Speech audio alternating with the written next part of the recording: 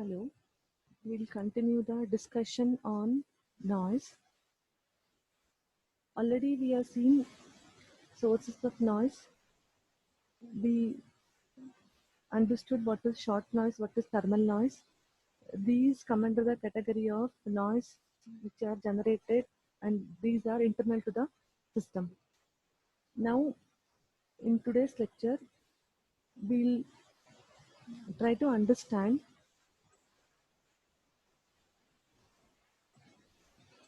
an ideal form of noise which is known as white noise.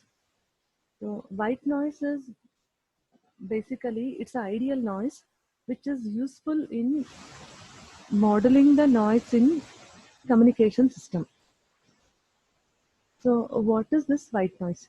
Before we understand the details of white noise, we'll just quickly recall the discussion that we had on random variables and random processes. We have discussed what is a random variable and the standard probability density functions of a random variable, and we also looked at uh, two important PDFs. One is uniform PDF and also and second one was Gaussian PDF,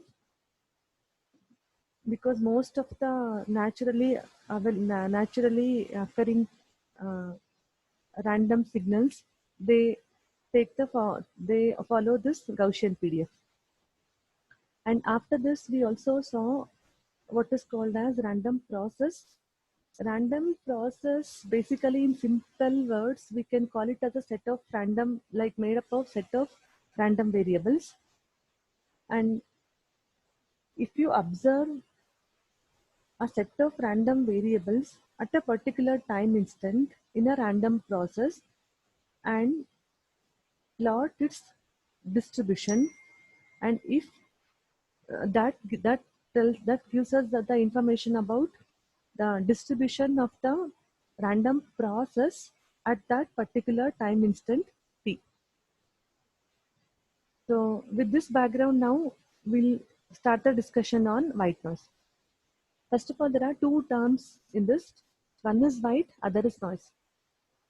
Noise, already we have some understanding about noise. Now let us try to understand what is the meaning of this word term white. White means what? This is something similar to white light. We know that white light is made up of all the 7 colors. So when white light is passed through a prism, it splits into 7 colors. Similarly here, white means, in this sense of randomness, white means it contains all the frequency components in equal proportion. White means it contains all the frequency components in equal proportion. So you can easily understand that I am talking about frequency domain representation of white noise. What is frequency domain representation? X-axis frequency and y-axis the strength, and this y-axis is Sn of f, which indicates it is Sw of f, that means it is power spectral density of white noise. Power spectral density of white noise. So as we have said here, white noise has flat power spectrum. That means it contains all the frequency components in equal proportion. So white noise is supposed to have a flat power spectrum. This is the power spectral density. When do we use the word power spectrum?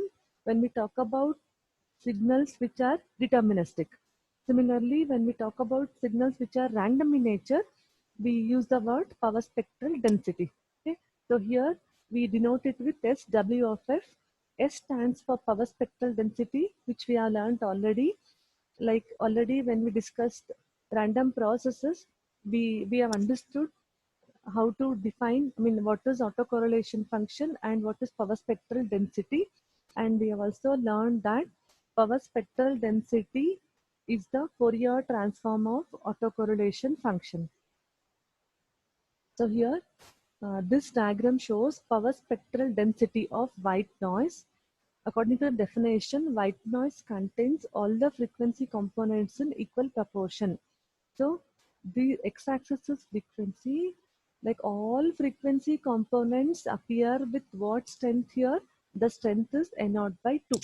So this white noise is made up of all frequency components up to infinity and all appear with the strength of N0 by 2.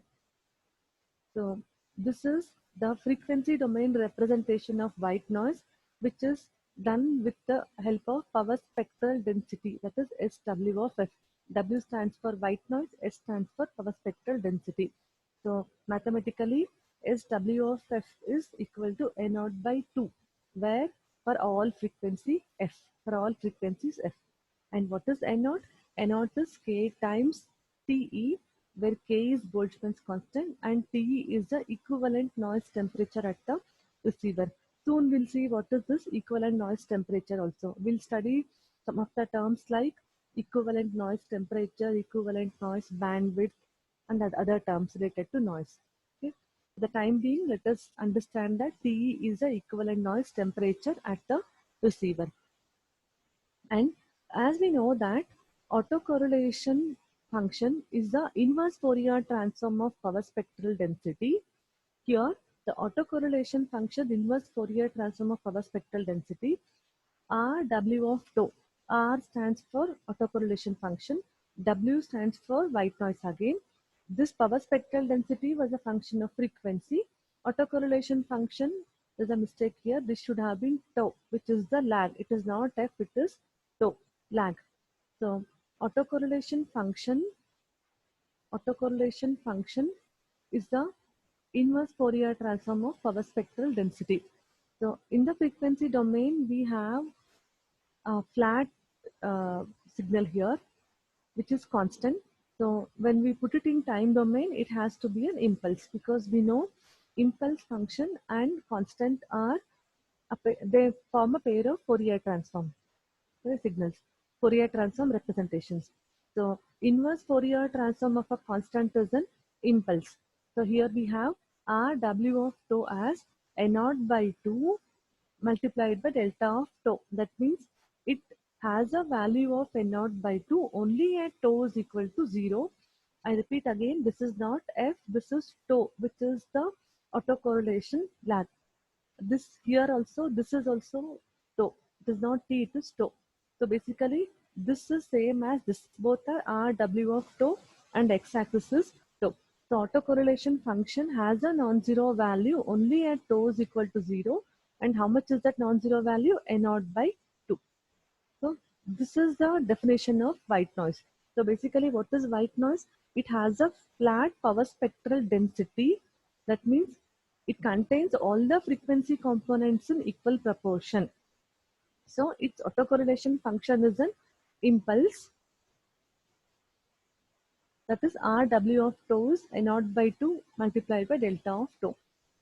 And this white noise can be treated as, mathematically treated as, a sequence of uncorrelated random values. Now let us try to understand what happens when white noises pass through an ideal low pass filter and a practical low pass filter. So this is white noise passed through ideal low pass filter. Why do we want to discuss like what happens when we pass white noise through an ideal filter? Basically, all the discussion that is happening now, these are related to the receiver part, because at the receiver input, we'll be receiving not only the desired signal, but also a noise which is added to the signal in the process of communication, that is in the channel. So here, to start with, we are started with the assumption that the noise is white noise because it is easy to analyze. Why it is easy to analyze? Because it is made up of all frequency components and all appear in the equal strength. So all our analysis will be made simpler with the assumption that the noise is white noise. But in practice, there is nothing like white noise. Practically, we have different types of different noises. But just to uh, mm, ease our process of understanding, we'll assume that it is white noise. And at the receiver, when we receive a signal, first we'll be performing the detection operation, which comprises of uh, a set of correlator receivers or matched filters followed by filtering. So we need to understand what happens when white noise is passed through an ideal low pass filter, and after that, because we will not be able to design, we will not be able to realize ideal low pass filter, we'll be forced to go with the practical low pass filter. So after this, we'll also study what happens when white noise is passed through a practical low pass filter also. But to start with, we'll understand what happens, or what how the power spectral density and autocorrelation function of the output noise. This N of T, I'll call it as output noise. W of T is input. So consider white Gaussian noise. Here, observe, earlier I had told you what is white noise. Here we have added one more keyword, that is Gaussian noise. White Gaussian noise. What is this white Gaussian noise? Earlier we had seen what is white noise. White noise means it has a flat power spectral density and it's a sequence of uncorrelated random values. Now, what is Gaussian then? If you plot the distribution of white noise, if you plot the distribution of white noise, if it turns out to be Gaussian, then that is called as white Gaussian noise. So basically, it has to satisfy two conditions. One is flat power spectral density, and the distribution should be Gaussian. So this is white Gaussian noise W of T with zero mean and power spectral density N0 by 2. Already we have learned this power spectral density equal to N0 by 2 at any frequency. So here is a description of white Gaussian noise. Samples are uncorrelated because it is white noise. PDF follows Gaussian because it is Gaussian noise. And PSD same for all frequencies. That is power spectral density same for all frequencies because it is white noise. So here I have shown a ideal low pass filter for which we are passing W of T, white Gaussian noise, as the input, and the output is named as N of T. W of T is applied to an ideal low pass filter of bandwidth B, capital B, and pass band gain 1. You know how an ideal low pass filter, the frequency response of an ideal low pass filter looks. Basically, it is something like this, correct? So this is x-axis is frequency, and this is the pass band, which goes from here. The bandwidth is said to be capital B. So B on positive side and minus B on the negative side. And what is the gain here? It's equal to 1. And how did we denote it always? Capital H of F, right? So when this power spectral density of white noise, as we saw earlier, it is flat, equal to N0 by 2. And when we, in the frequency domain, we have to multiply power spectral density with, this should be mod of H of F whole square, because I'm talking about power spectral density, correct? So when I multiply power spectral density of white noise with the squared frequency response of the ideal low pass filter, output is Sn of F, which is the output power spectral density of the output, that is N of T. So that's why we represent it with Sn of F. And I hope you agree that the output per spectral density is this, because we are multiplying this flat power spectrum, this, with this, correct? So the result is here. So Sn of F will have a value of N0 by 2 only between minus B to plus B. For other values of frequency, it is Sn of F is equal to 0. So we have plotted the power spectral density of N of T, which is the output of the ideal low pass filter when the input is white noise, white Gaussian noise. That is W of t. Now, next we'll see here this was Sn of f. We'll also plot the autocorrelation function. How do we get the autocorrelation function? Autocorrelation function, autocorrelation function, autocorrelation function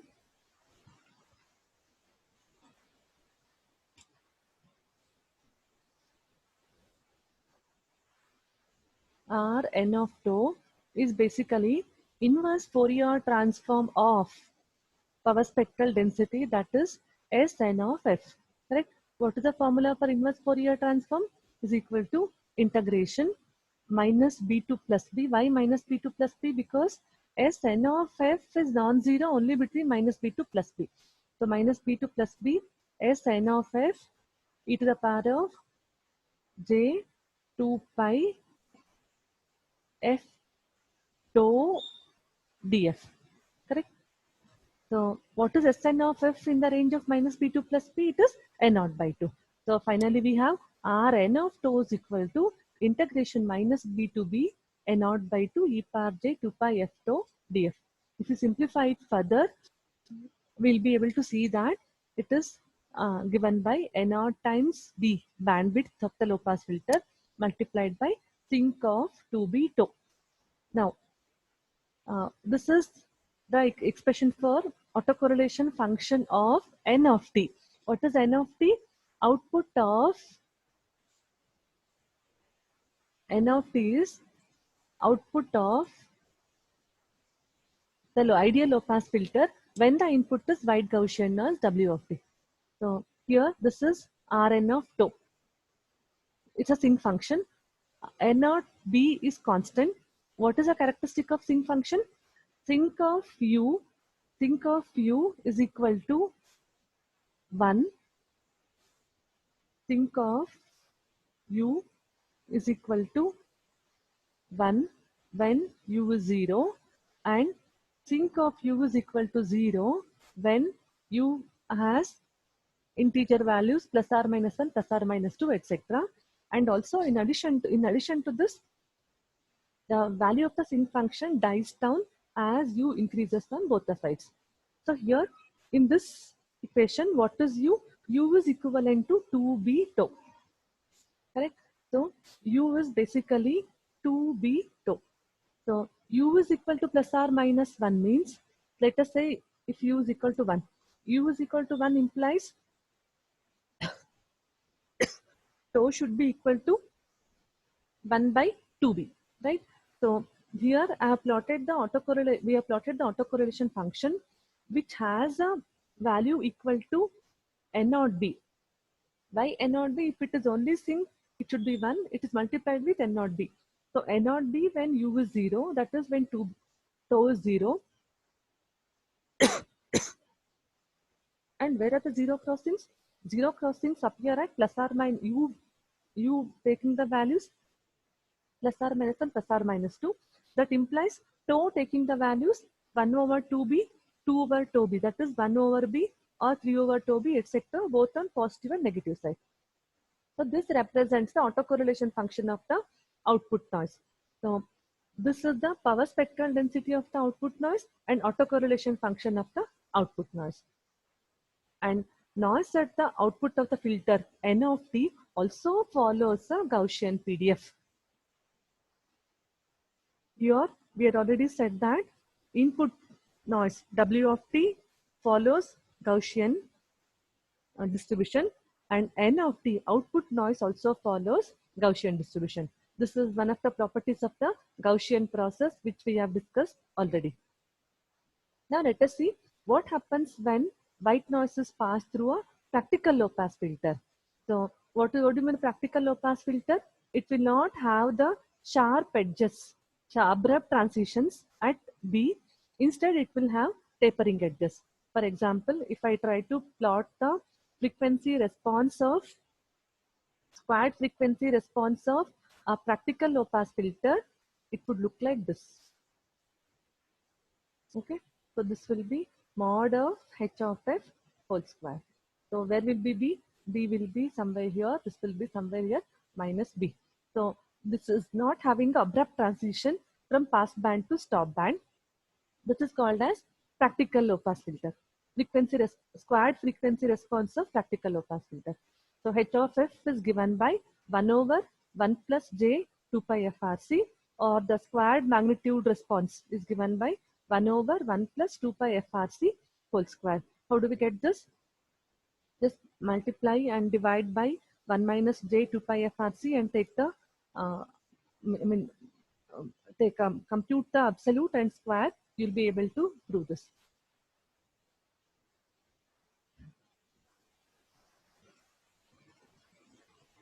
And what is Sn of f now?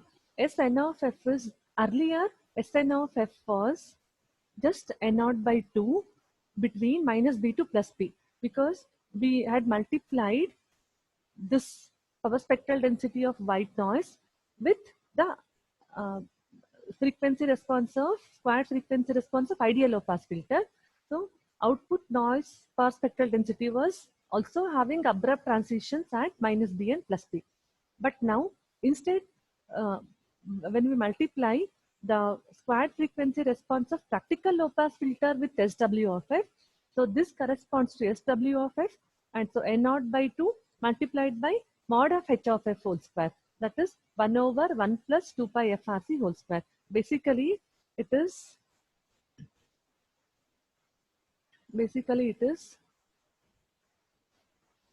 S n of f is equal to S W of f multiplied by mod of h of f whole square. I think it's clear now, correct? So Sn of f will be n0 by 2 divided by 1 plus 2 pi frc whole square. Now, for mod h of f whole square is equal to 1 by 2. That means here, this is 1 maximum gain, and here it is half, somewhere here it is half. So when it is half, I mean if you equate it to half, you will be able to see that 2 pi frc turns out to be 1. That means f is 1 over 2 pi rc. This is called as 3 dB bandwidth. You have also done it in the lab, like you had computed 3 dB bandwidth of second order and first order low pass filters, correct? Active low pass filters, and you had measured the bandwidth. So this is 3 dB bandwidth, which corresponds to the frequency values where the squared magnitude value will be equal to half as a ratio, or 3 dB down the maximum. And now recall the Fourier. Now what we want to do, this is the power spectral density of the output noise. We want to compute the autocorrelation function, and we know, once again we know that autocorrelation function is the inverse Fourier transform of power spectral density. So we want to calculate inverse Fourier transform of this. For that, just recall the Fourier transform pair, which says Fourier transform of e power minus a mod tau is 2a divided by a square plus 2 pi f whole square. We'll just make use of this. Now, this is the frequency domain which should be compared to this. We want to write its inverse Fourier transform, correct? So comparing this, we can just see, if you substitute a as 1 by RC, if you substitute a as 1 by RC, then this will be 1 by r square c square, correct, plus 2 pi f whole square, and this will be 2 by rc. After bit of calculations, I mean rewriting the equations, you will be able to see that Rn of tau is given by n0 by 4 rc into e power minus mod tau by rc. There's a minus negative sign also here. So this is the expression for Rn of tau.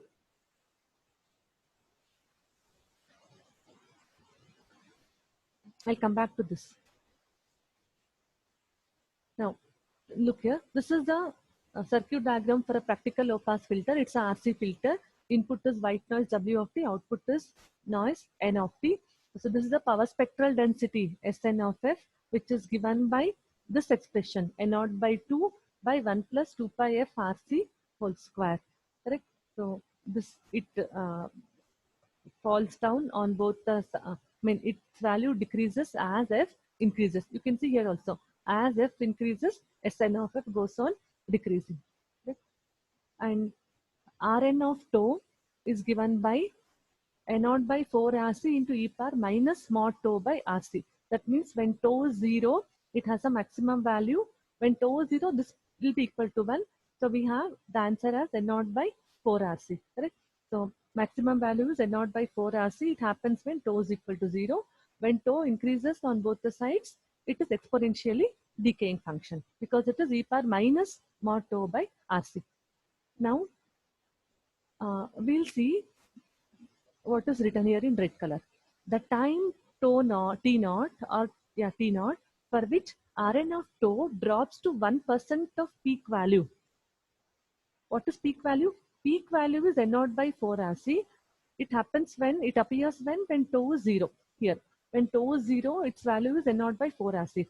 When Rn of t drops to 1% of this, that means how much it should be? The peak value is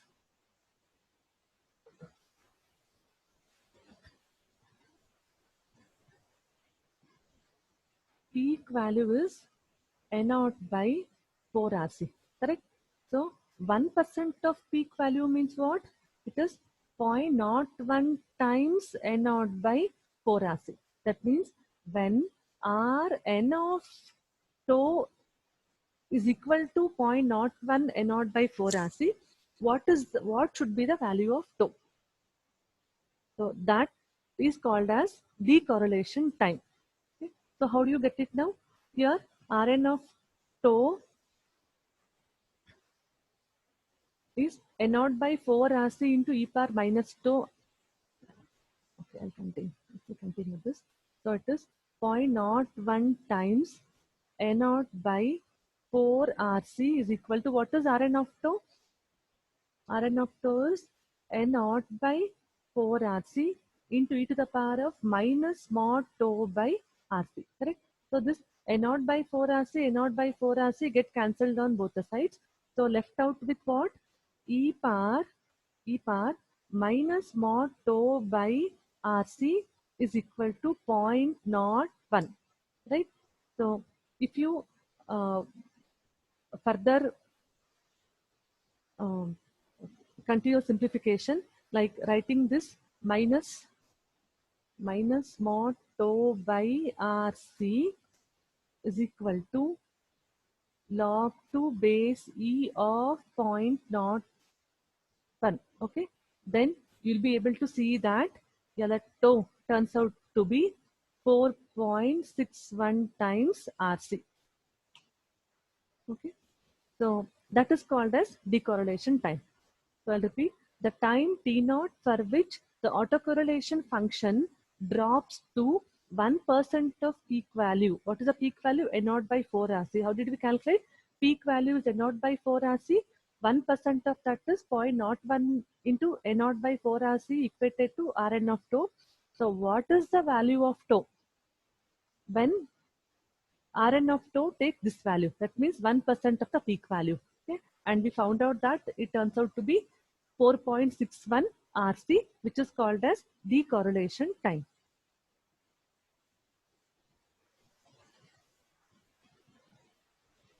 Now, we'll see the relationship between average noise power and bandwidth. Recall, Rn of tau for noise at the output of an ideal low-pass filter with bandwidth B, when a source of white noise with zero mean and power spectral density N0 by 2 is connected at its input. What exactly are we trying to say here? We are just looking at the first case where we passed white noise through ideal low pass filter, and we saw that Rn of tau was given by N0 times B, that is bandwidth, into sinc of 2B tau. Correct? This was the autocorrelation function of the output noise. Similarly, here we have written the autocorrelation function of the output noise when white noise is passed through a practical low pass filter. So there are two cases. First case, white Gaussian noise passed through ideal low pass filter, and this is the autocorrelation function of the output noise. This is the autocorrelation of the output noise when a white Gaussian noise is passed through a practical low pass filter. Fine. Now we are trying to write the average output noise power in both the cases. what is how average output noise power related to autocorrelation function? If you substitute tau as 0, that means Rn of 0 always gives us the average output noise power. So in first case, that means when wide Gaussian noises pass through an ideal low pass filter, average output noise power is given by Rn of 0 because I substituted tau as 0. That means it is N0 beta because sinc of 0 is 1. Similarly, second case, that means when wide Gaussian noises pass through a practical low pass filter, average output noise power is given by Rn of 0. So here I'll be substituting tau as 0. So the answer is N0 by 4RC. And from both these expressions, okay, and one more thing, here this bandwidth, 3 dB bandwidth, we found it is 1 over 2 pi RC. Where did we see that? Here. In this case, we saw that here f is equal to 1 by 2 pi RC. This is the 3 dB bandwidth, right? So that is our B here. B is 1 by 2 pi RC. So N0, if instead of RC, if I replace it in terms of B, you'll be able to see that Rn of tau turns out to be N0 B divided by 2 pi into e power minus tau by RC. So from these two expressions, you can see that average output noise power is always proportional to the bandwidth B. So average output noise power in first case is N0 B. In second case, it is N0 B over 2 pi because I'm substituting tau as 0. So in both the equations, you can see that average output noise power, which is obtained by substituting tau as 0 in the expression of Rn of tau, is always proportional to the bandwidth B. That means as the bandwidth increases, average output noise power also increases. Let us stop here. Thank you.